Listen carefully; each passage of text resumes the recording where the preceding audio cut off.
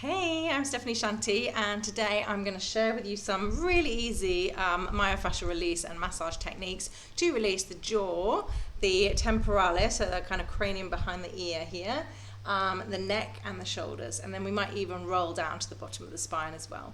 So if you suffer from neck tension, jaw tension, head tension, there are some key areas, key muscles that we can target here, but I also want to remind you that often with neck tension, which is often overlooked, is to massage the feet, to roll the feet, to massage the feet, to give the feet some love, just to kind of take the sensations out of the neck and bring them to the feet. Often also lower back, massaging and treating the lower back, giving the lower back some TLC can release the neck as well. But for sure there's things we can do in this whole area. So for this you are going to need your hands. Some of it we'll be doing with our fingers and thumbs. Some of it we'll be doing with two myofascial release balls and a block, maybe two blocks. So I'm using the bricky kind of blocks that you can see there. So get what you can. And let's start. We're going to start with the masseter. So the masseter is the jaw muscle. It kind of has two or three kind of strands that are going in the direction that my fingers are going, and it kind of links the upper jaw to the lower jaw in a very simplistic explanation. So I'm going to get 3 fingertips. I'm going to just pop my fingers between the upper jaw and the lower jaw, and I'm just going to start by pressing the fingers quite firmly in and making some circles. And I can move the fingers and make some circles. I can move them up, I can move them down, I can move them back towards the ear. Sometimes there's some really juicy points right by the earlobe. When I say juicy, I might mean quite disgusting. Depends on the sensations you're feeling. But this is like your exploration. So if we were doing myofascial release with balls or with a roller, this would be the equivalent of a roller. So I've got 3 fingers. That's quite a big surface area compared to the size of the muscle. So this is my exploratory work. So from this big circling or this rolling, I'm releasing the superficial fascia. I'm kind of helping the skin layer glide over the muscle layer. And after this, so I do this as an exploratory preparation for finding some specific bits. So now I can do kind of a pin and stretch. I can either use 1 finger or 2 fingers, smaller surface area basically, and I can do one side at a time so I can concentrate and see what's going on. I'm going to press into a nice juicy bit, and then I'm going to just very gently, not really wide open, I'm just going to open and close my mouth a little bit, maybe 3 times, and also jaw from side to side. Not big movements, and I can just find another point, find another point. Really good if you're a teeth grinder, stress headaches. Just a few passes, that's it. And then take a breath, see what's happened, see if you can feel any difference. And then other side. Again, 1 finger or 2 fingers, small surface area, press in. Open, close a few times, not really wide. We're not trying to do the clicking. And a few little points. It's quite fast, just a few passes. Back near towards the earlobe for the juicy bits. And then release. So simple. And now we can imagine that masseter, sorry, I'm turning my head to the wrong side because this is a mirroring angle of my camera, so I never know which is which. So the masseter kind of joining to the ear, and you can imagine that then the cranium starts behind the ear, and then this kind of semicircle around the ear, we can loosen the skin over the top of the cranium. So I can do this both sides at once. I'm going to use 3 fingertips. I'm going to press in quite firmly, and then still with that press, I'm just going to make little circles with the fingers. And what I'm trying to do is I don't want to hear the sound of the hair moving. I want to be moving the scalp over the top of the cranium. So I'm trying to loosen, I'm trying to separate those layers. So there's my bony scalp, and there's my bony cranium, and then there's this kind of fleshy scalp on top, and often these get locked and they don't move, and so I'm going in a semicircle right around the back of the ear. So there's a few points I can get, so I'm kind of like boom, boom, boom, boom, boom, all the way around. And if I go under the skin, then I've got less chance of just moving the hair, I'm trying to actually move. And really, I could do this at any point of my head. In Indian head massage, we do it over the whole cranium. But if I wanted to be really specific here for this particular intention I've got to release the neck and the jaw, then I'm going to stick, just for time's sake, I'm going to stick to this semicircle.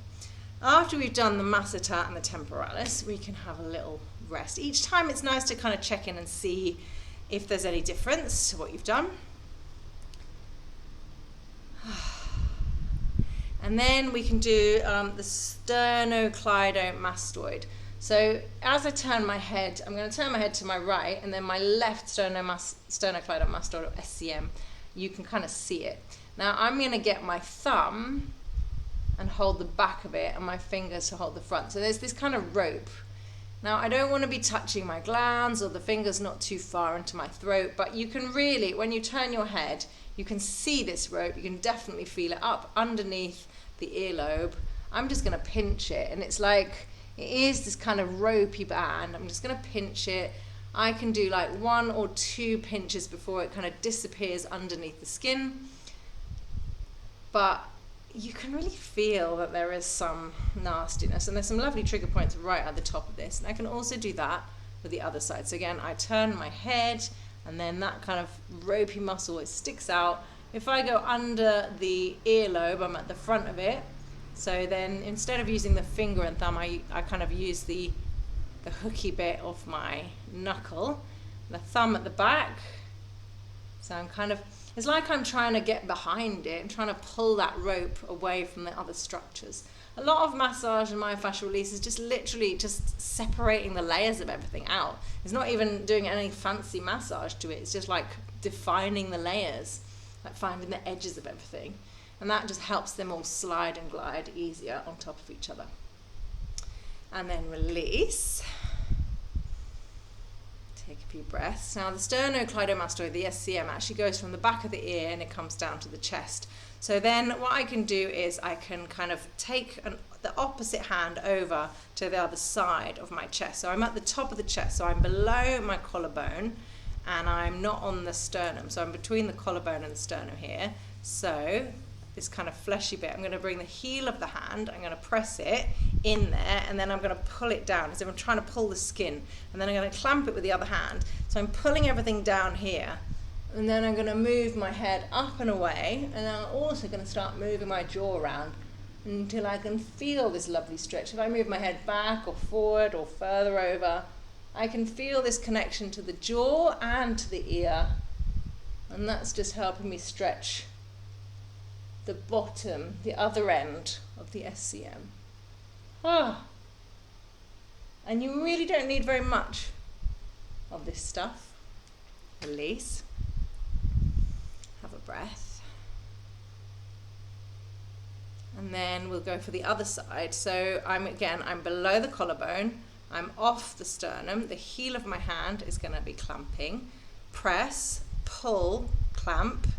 And then I'm going to go up and away from that. So I'm pulling down the right side of my chest, so my head's going up and to the left. So up and to the left, then I can lean back or forward, or I can lean further over. If I lean back a little bit, I can feel it connecting to the jaw. If I move the jaw a little bit and lift my ear up, I can feel that connection. You can actually see with me that whole line to the SCM going to the ear. I mean, you might look silly, but feels good. And then release. Bring your head back in line. Just take some movements with the head, just gentle movements, and take a deep breath.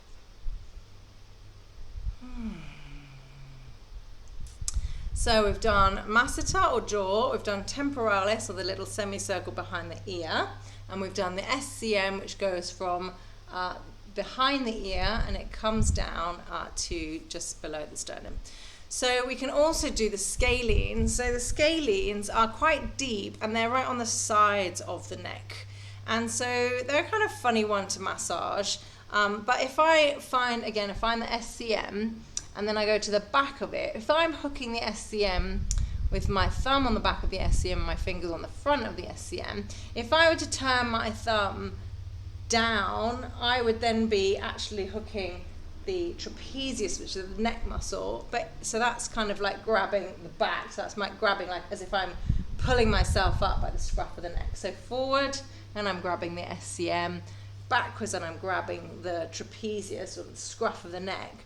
But if I had my fingers up and my thumb pointing down and I just gently walk down the side of my neck, I would end up in what I call the corner of the neck, where the neck becomes the shoulder. And here in the corner you can see I'm at the, if I push in there, that chunky trapezius is on top of my finger there.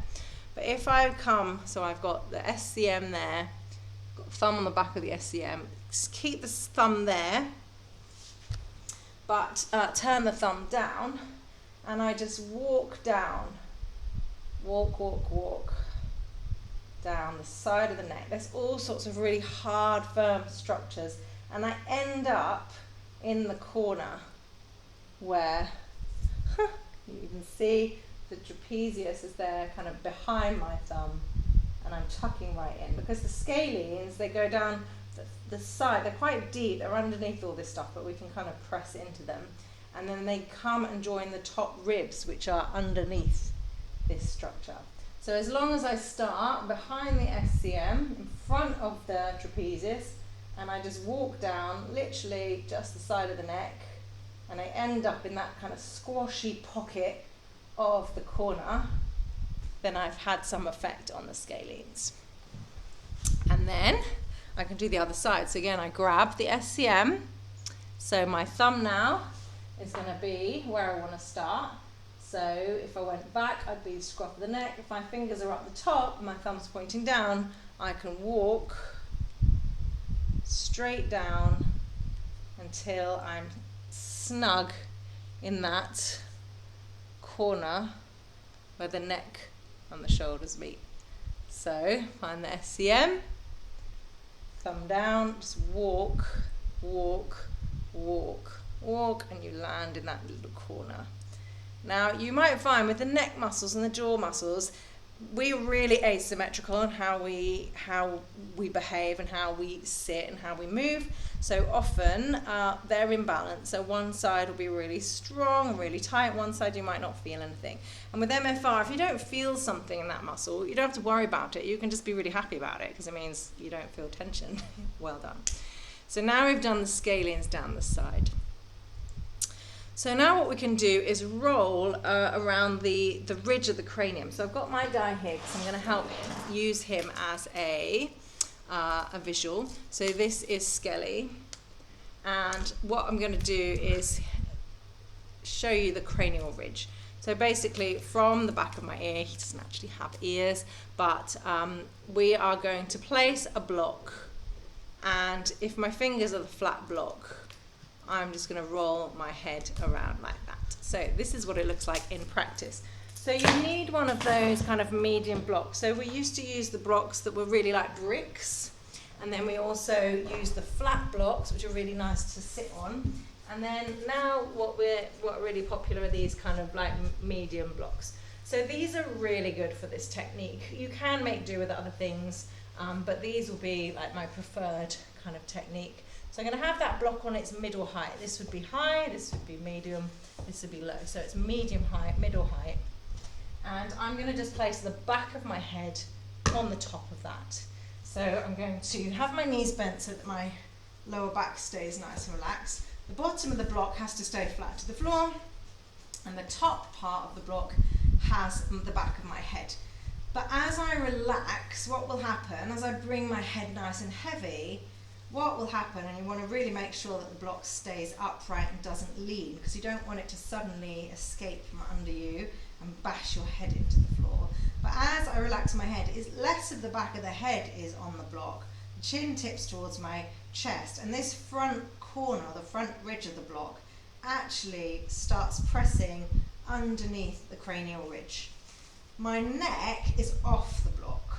So that means I can just rest my shoulders on the floor, and the neck gets kind of tractioned or tensioned or stretched as gravity drops my shoulders down. And as the chin drops down, this ridge of the block digs into the ridge of my cranium. And that's all, that is nice on its own. You could stay here. But you can also start to just roll your head from side to side. So I roll until I can feel like my earlobe touch the block, and then I roll back to center, and I roll to the other side. And if you're in doubt as to whether your block was safe and secure, you could come and have your hands on it. And if you roll super slowly, you might be able to feel that there's two little ridges that you kind of roll over. And you can pinpoint these ridges in a little bit to do a little bit of extra work. So your choice is you just keep your head in center and just bring your head heavy. Or number 2, roll your head from side to side. Number 3 is, as you're rolling and you find a special spot, that means a tight bit, you can stay on the tight bit and you can make little circles with your nose, which would be the equivalent of kind of massaging around a trigger point. And a trigger point is like a knot or a band of tightness in the fascia. And so you could do like 3 nose circles and then move on, find another spot. And there's usually a couple of spots each side of the neck that you can do 3 nose circles. Now, this has all got to be subjectively tailored to you so that you can feel this kind of tension without there being any pain. So if your neck was super tight, you might prefer to just stay. If those tight bits are too tight to tolerate, you might just want to do the rolling. So make sure that you're having a nice interaction with the tissues. Once you've done all your special points, you can come back to center, and then instead of taking the block away straight away, we can go down a level, come down to the lowest height of the block, take a breath.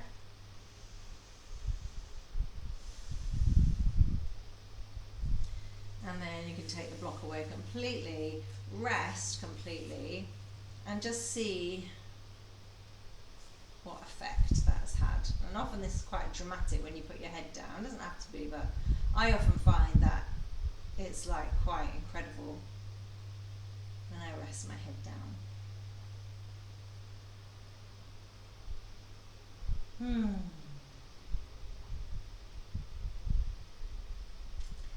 So that's a really nice kind of release, because a lot of the muscles, all of your erector spinum muscles and your trapezius and SCM, they tuck under that cranial ridge. And as we hold our heads forward when we're concentrating or working on a computer or looking at a phone, the cranium, the bones kind of press into those muscles and kind of jam them a little bit. So it's really nice just to release that. So just roll your head from side to side. And then we're going to come up so I can show you the next bit. So just bend the knees, roll onto your side and come up. And then I'm going to show you just a couple more things, really nice massagey bits. So the first is that we can use the myofascial release balls to release tension in the biggest trigger points in the trapezius. So the trapezius is a big muscle, and it's massive. It covers the back of the neck, it covers the top of the shoulder. So here where you can see he's only got, a few bones, but our shoulders are like that. Mine are like really tough, these tough bits. And then it also kind of comes like trapezius shape down to the mid-back. So all of this that you don't see, that's not bone, is basically these gnarly, the top of the trapezius muscle. So most of us have got a really big trigger point halfway between the corner and the end, the top of the shoulder, the corner of the neck and the top of the shoulder. So if I go halfway and if I press down, thinking the top of the shoulder, there's like rocks in there. This is where we all keep our rocks. So this is the main trigger point we're going to be going for the trapezius, and we're going to be sticking a ball in there and then kind of raising the hips so that we press the ball further into there. So that's the first point. So that would be kind of pressing down on the top here. The second point I want to look at is called the levator scapula, and that is at the corner.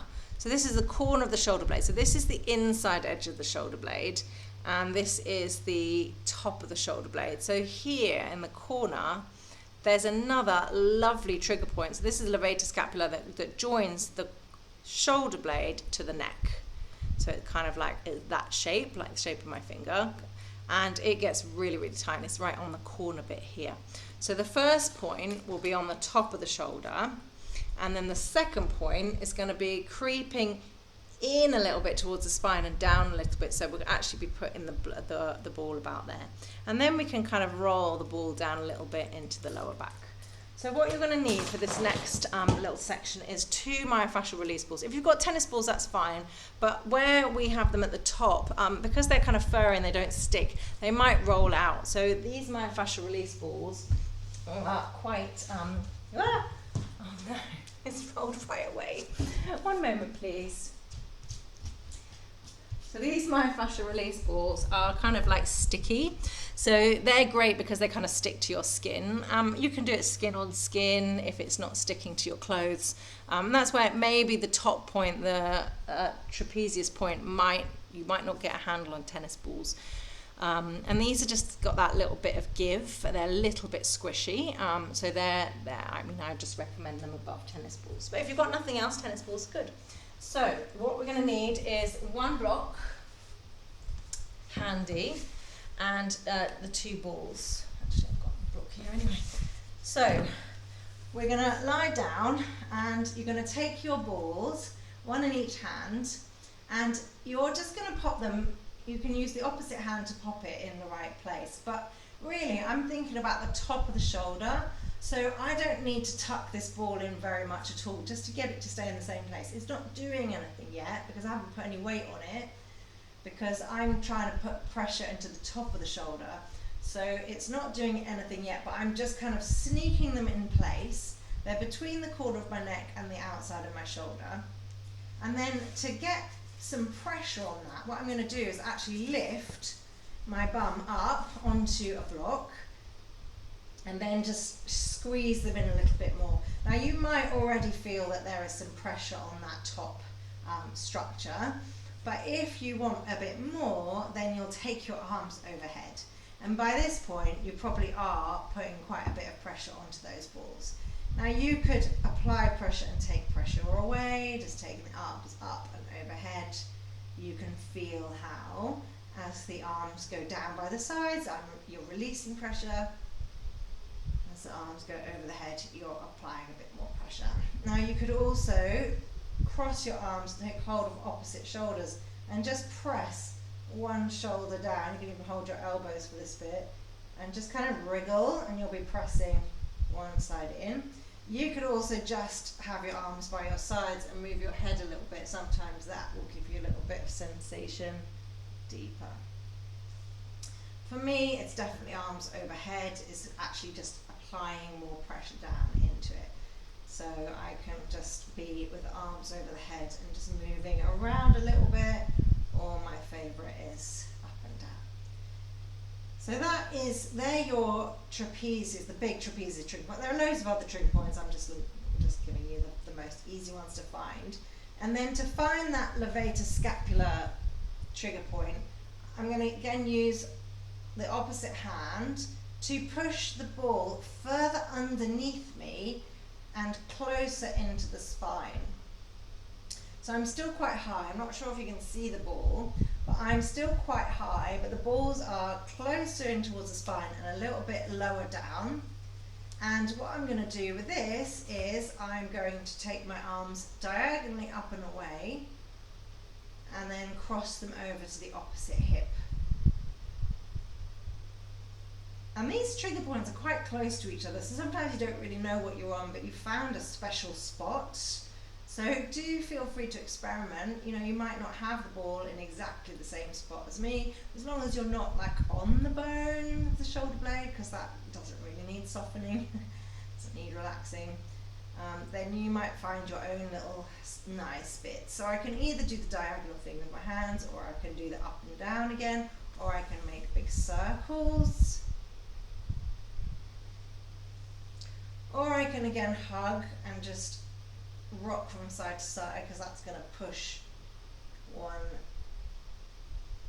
bit further in, one ball closer into the soft tissue. And so that is levator scapula, and that is where the neck and the shoulder blade are joined. So after this, I'm going to actually take my hands onto the balls and push them right close to each other, so they're actually touching each other.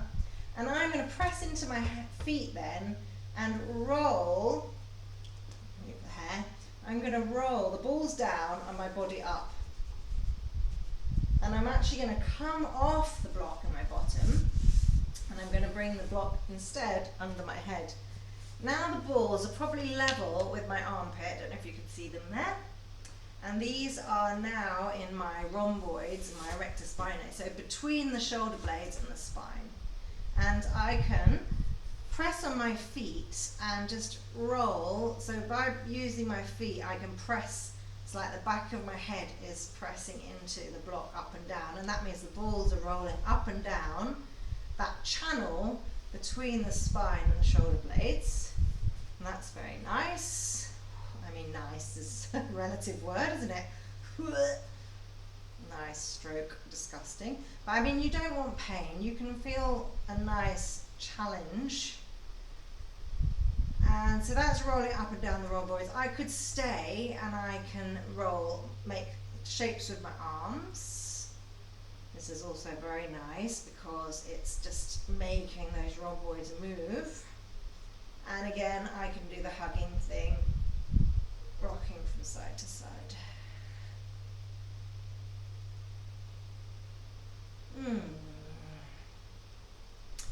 And so from here, I can, my balls are next to each other, either side of the spine. I can keep them there and I can roll all the way down the spine. So I can just incrementally, yeah, that's the right word, come down. So I press on my feet and I roll my body up. I can adjust the block, just move the block a bit further up, press on the feet, lift the bum and roll those balls down, and then drop back onto the block with your head, and you're in a completely different bit of the spine. The balls are still together. As you get off the rhomboids, you're going to be more on the erector spinae, so the kind of side to side arm movements don't do that much, but the up and down movements are helping you into the back bend sensation. So that can be very nice. If it's all too much, you can grab a blanket and put the blanket on top of the balls, because there might be parts of this line that are really intense for you. The muscles are very tight and they don't want to be pressed by these hard balls. You can place a blanket over the top of the balls and it might be more comfy. Once you've been here, you don't have to stay very long in each position. You can work your way further down with the balls, up with your head, press on your feet and come up. At some point you might want to take the block away from your head. I hope you can still see me. I'm coming off my mat here. And at some point you might be able to take hold of the balls to adjust them and bring them down. At some point you're going to be in the kidney area, which is quite a challenge. Lower ribs. You might switch from moving your arms and move your legs instead. There might be some points that are just no-nos. You want to adjust, take the balls either higher or lower, or cover them with a blanket.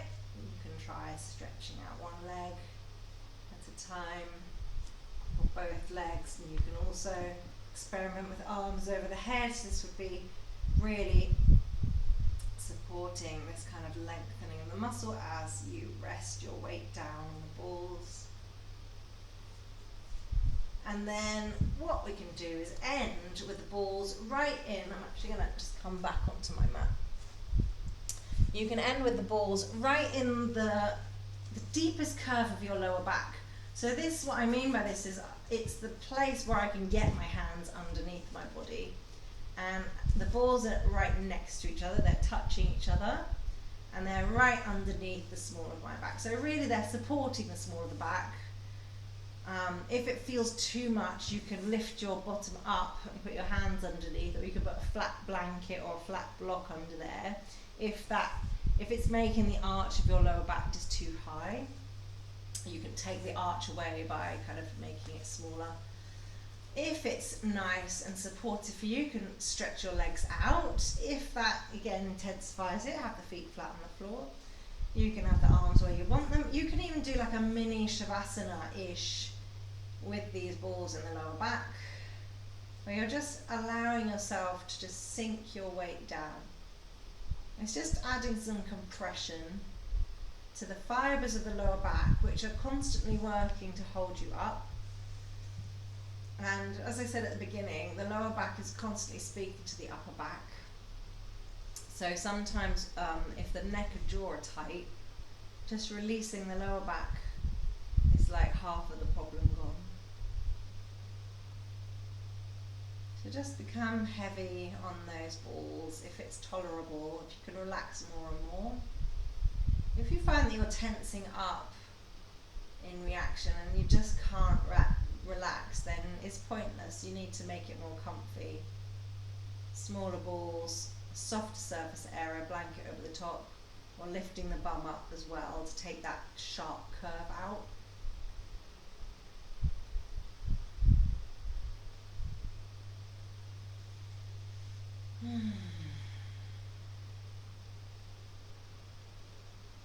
And then I'm going to take the balls out completely and just feel the echo. And I can be in a Shavasana, I can have my feet flat on the floor if it's more comfy.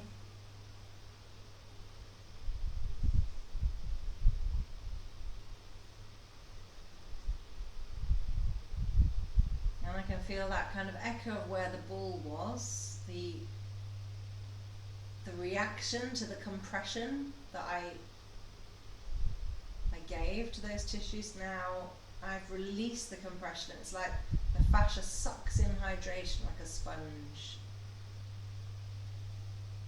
And I'm going to try and trace the echoes of the sensations of everything we did, just to kind of like settle that in my nervous system.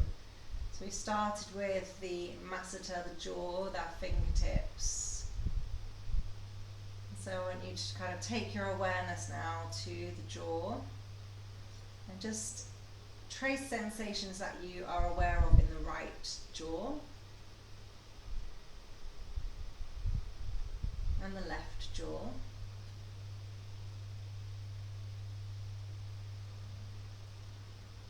And then we did the temporalis, which is that little semicircle around the back of the ear. We did it with fingertips, we made circles. So I just want you to trace the sensations that might be still residing there, the residue of the release. On the right side, behind the ear, and the left side, behind the ear. And then we did the SCM, the little ropes. We pinched the ropes. So see if you can trace the echo of the sensation, the right SCM and the left SCM.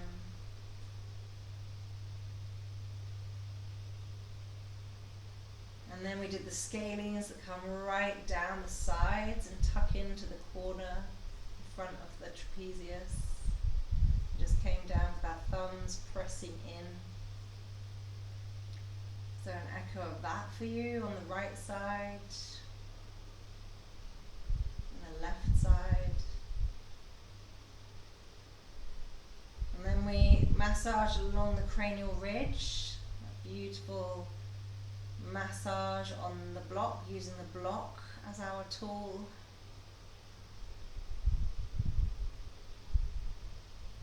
Tracing the echoes of sensation.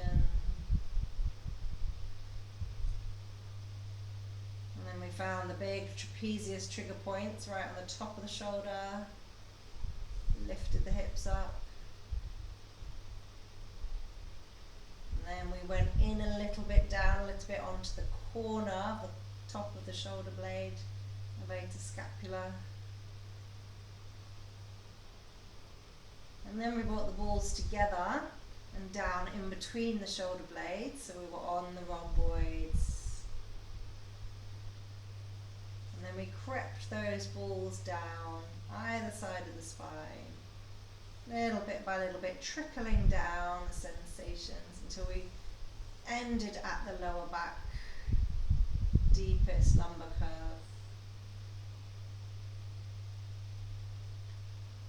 Now I invite you to feel the echo of all of that in the periphery. So if we've done the neck and the shoulders and the back, what effect does it have on the rest of the head? The rest of the arms and hands? The rest of the spine, what effect does it have on the front of the chest? The front of the throat, the front of the face, the front of the belly? What echo of sensation can you feel going down the legs and feet?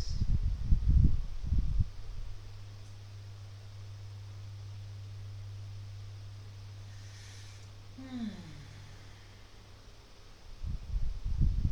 then you can stay if you want to in this position. I'm going to work my way up so I can end the video. Just stay as long as you want, just tracing those echoes and just enjoying that. The release, the after effect. When you're ready, you can just make some small movements before you roll over and come up. Okay, I hope that was enjoyable and useful to you, and I'll see you next time.